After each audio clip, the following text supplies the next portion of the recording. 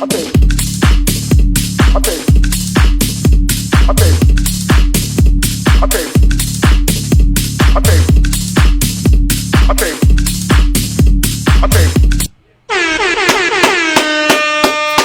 is up, Garage Gym Revolution? It's Coach Evan here with another Monday live masterclass. And today, as you can see in the headline above me, we're going to be talking about the anti-niche marketing model. And I'm going to get into what that means in just a little bit. But as always, if you're here with me live, go ahead and let me know so I can shout you out in the comments. Just comment live below in the comments. Throw us a like so that people in the group know that we're here for you live. And if you're watching the replay, go ahead and type replay in the comments below so that I can shout you out later. Now, I'm going to ask you to do another thing as we go through today's live training.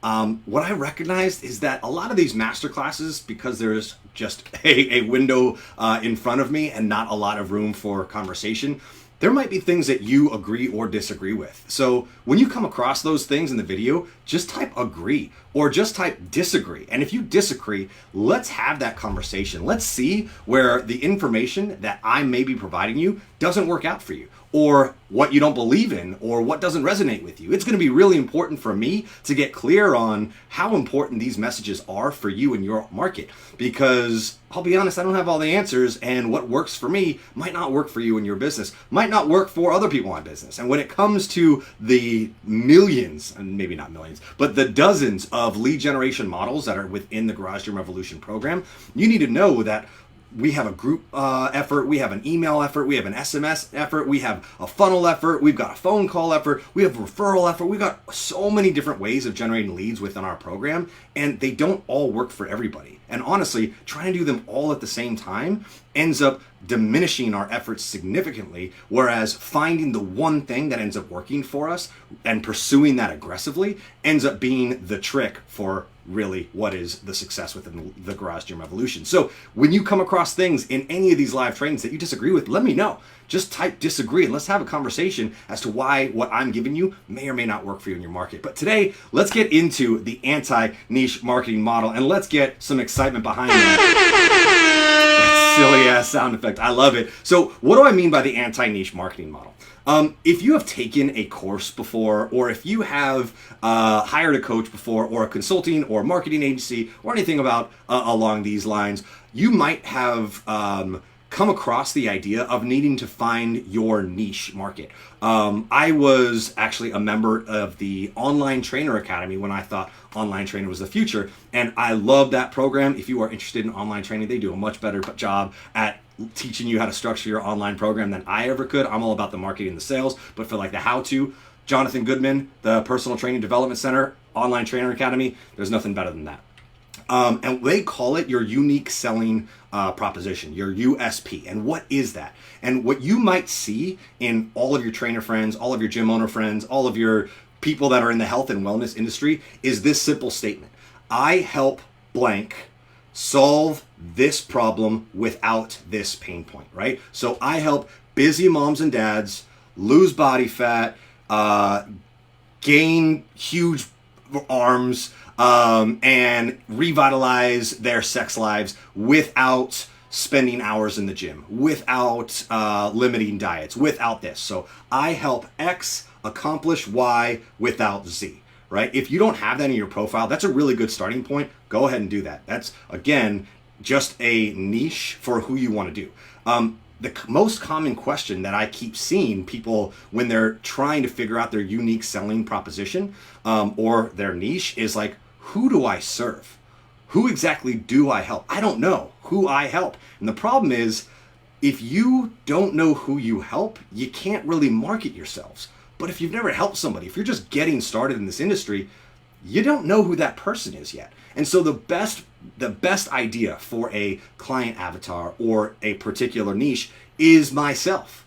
I help 34-year-old dads who run coaching and consulting businesses lose body fat, get out of pain, improve mobility without spending hours in the gym. That might be perfect, right? The problem is that's not a very specific niche. And time and time again, I see more people trying to niche down their efforts when their skill set does not match that niche. Now, what do I mean by this? When I got started as a personal trainer, I had no personal training certification. I had a 200-hour yoga therapy license. I had a CrossFit level 1 certification, and that was about it. And I didn't know who I wanted to serve yet, but I quit a job that was paying me $45,000 a year to stare at a computer screen in order to pursue my dream of being in the fitness industry.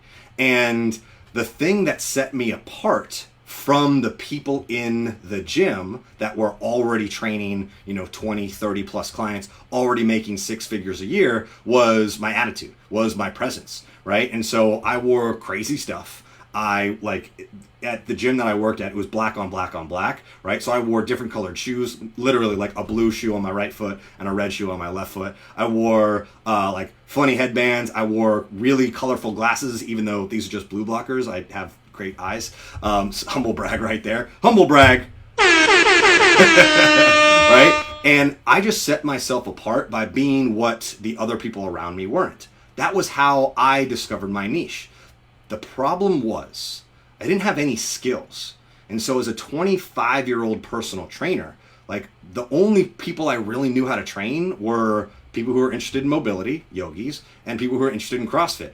That was not a lot. And also people who were my age could not afford what the gym was charging for my hour, which was at that time $105. How many 25-year-olds do you know are willing to pay a personal trainer $105 an hour if their mom and dad isn't paying for it? Probably not a lot. And so I ran into a very, very quick issue, which was the way that I was presenting myself was not going to work for the people that I was trying to attract.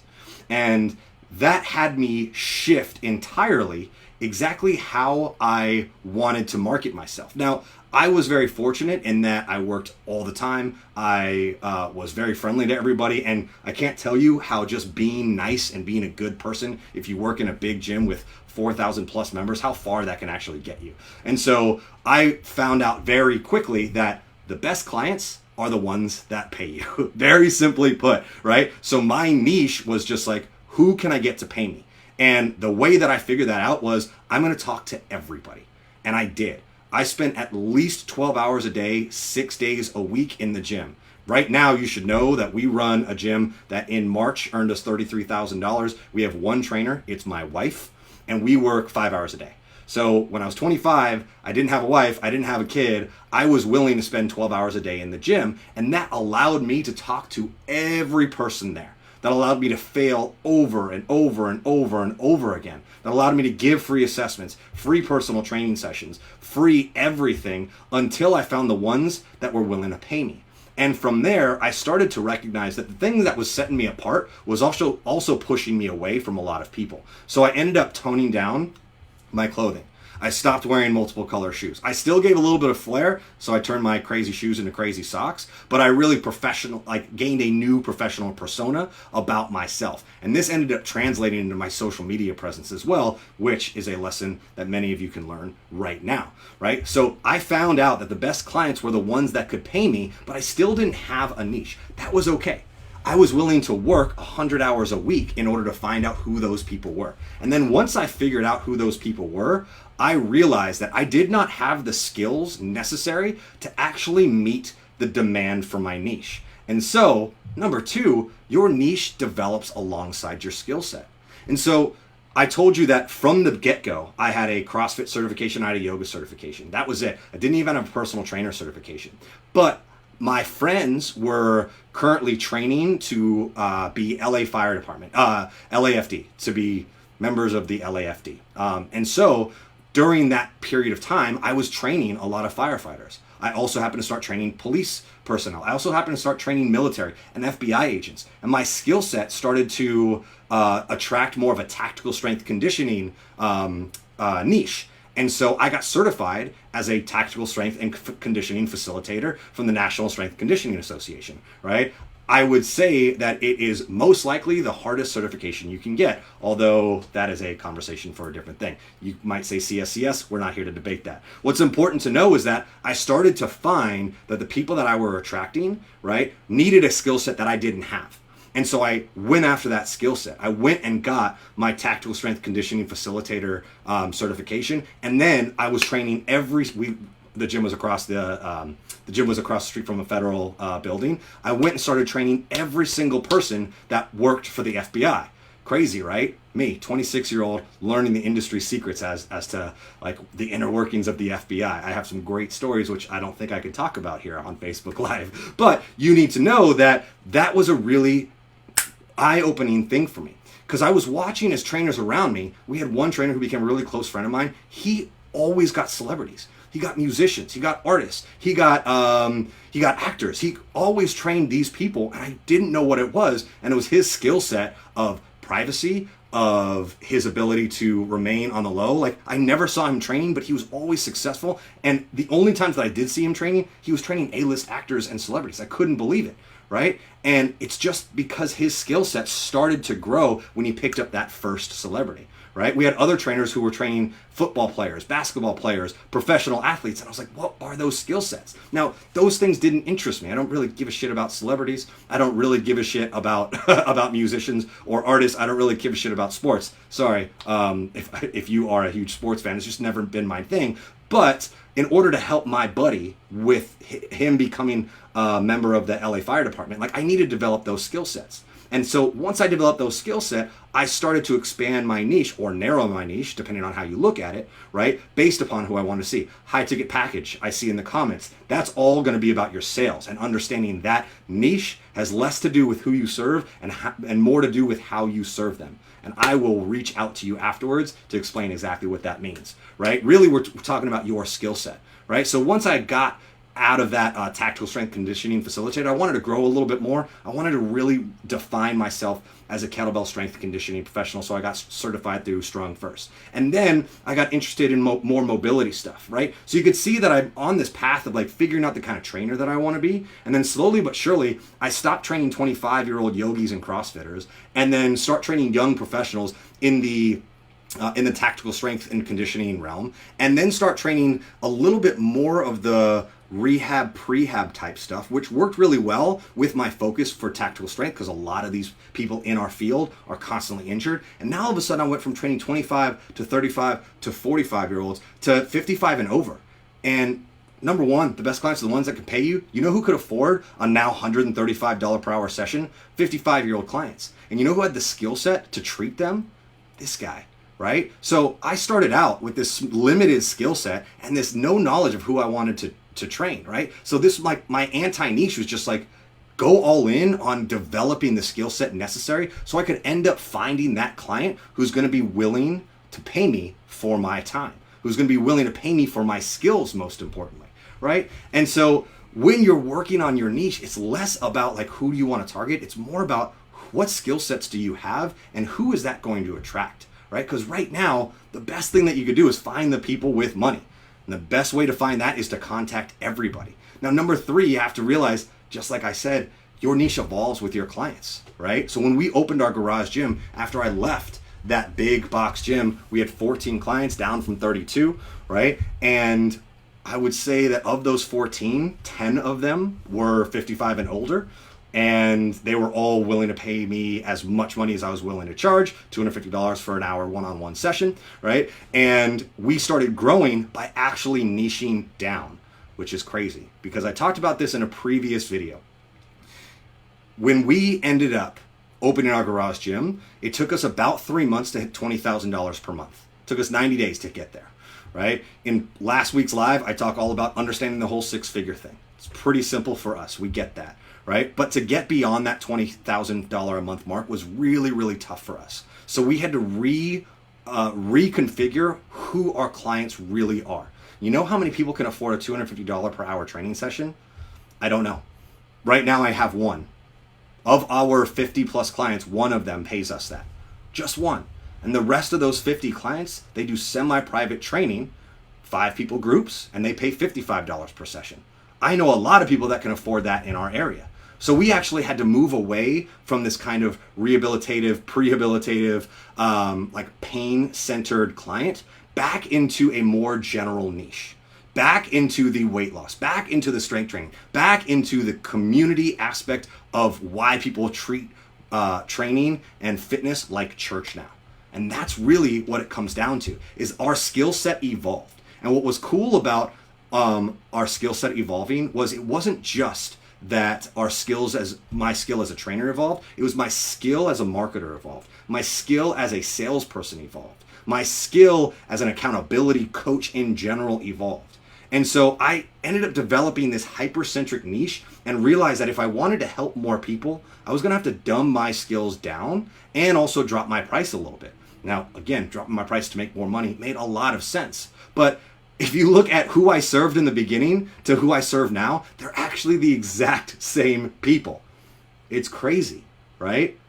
This is why it's the anti-niche marketing model, right? Your skills will slowly develop, right? And your niche will slowly get more and more and more refined until you find out exactly the person that you want to serve. But at the end of the day, the person that you want to serve is the one that pays you, right? It's as simple as that, right? And when you have those skill sets, right, to reach out to every single person, right, with individual marketing efforts within our 6-week lead generation cadence, which I teach you within the Garage Gym Revolution. So commenter who mentioned selling high ticket packages, that is something you need to learn. That is an exact skill set that you develop so that whether it's a weight loss client at 25 years old or a pain rehab client at 65 years old, they have no reason but to want to work with you, right? And so the anti-niche model is really about developing these skill sets that allow you to sell training to whoever comes your way